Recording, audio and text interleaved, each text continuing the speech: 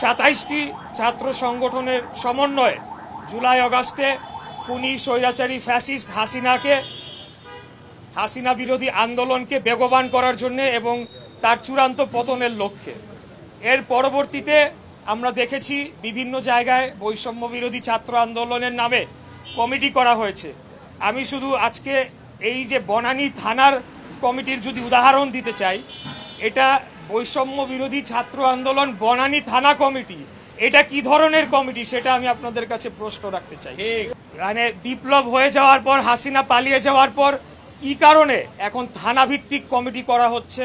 আমি এর আগেও অন্যান্য জায়গায়ও দেখেছি টার্মিনাল ভিত্তিক কমিটি করা হয়েছে, বিভিন্ন মার্কেট ভিত্তিক কমিটি করা হয়েছে, এবং আমরা বহু ভুরি উদাহরণ দিতে পারবো যে বৈষম্য বিরোধী ছাত্র আন্দোলন অথবা বৈষম্য বিরোধী এই শব্দটিকে ব্যবহার করে দেশব্যাপী বিভিন্ন জায়গায় চাঁদাবাজি, বিভিন্ন জায়গায় লুটপাট, বিভিন্ন জায়গায় দখলদারি, বিভিন্ন জায়গায় মার্কেটের ইজারা দখল সহ নানা ধরনের অপকর্ম করে অর্থনৈতিকভাবে একটি গোষ্ঠী তারা লাভবান হওয়ার চেষ্টা চালিয়ে যাচ্ছে। আমি বলবো যে এই ধরনের কর্মকাণ্ডের মাধ্যমে বৈষম্য বিরোধী ছাত্র আন্দোলন যে সম্মানের জায়গায় ছিল আমাদের জনগণের কাছে, সেটিকে ক্ষুণ্ণ করা হয়েছে, সেটাকে সম্মানহানি করা হয়েছে।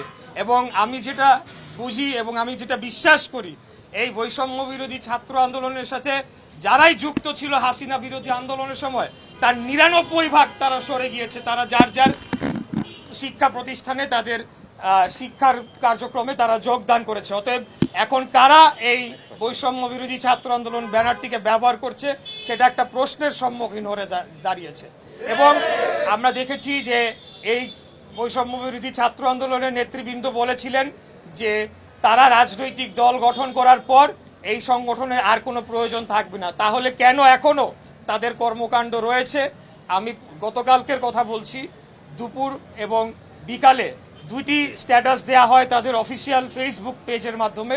সেখানে ক্যাটাগরিক্যালি যেই দুইজন অভিযুক্ত ব্যক্তি যারা বৈষম্য বিরোধী ছাত্র আন্দোলনের কমিটিতে রয়েছে, হত্যাকারী, তাদেরকে নির্দোষ দাবি করে জোরালোভাবে বক্তব্য দেওয়া হয়।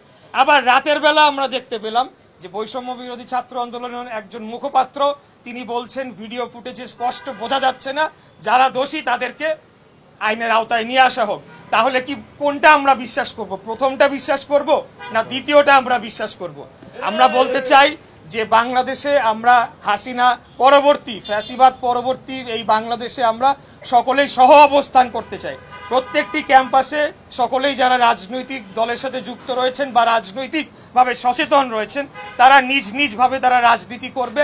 এখানে সন্ত্রাসের কোনো ঠাঁই হবে না। কোন একটা গ্যাংয়ের নাম শুনতে পারলাম, আমি এখনই এখান থেকে বলছি, পুলিশ প্রশাসনের উদ্দেশ্যে বলতে চাই, তারা যথেষ্ট ভালো কাজ করেছে, কিন্তু মিল্টন কি বেনসন গ্যাং, কিন্তু আমরা জানতে পেরেছি যেহেতু এই সরকারের মধ্যে বৈষম্য বিরোধী ছাত্র আন্দোলনের প্রতিনিধিরা রয়েছে, তারা চাপ প্রয়োগ করছে যাতে তাদেরকে গ্রেফতার না করা হয়। এই ধরনের কর্মকাণ্ড বাংলাদেশের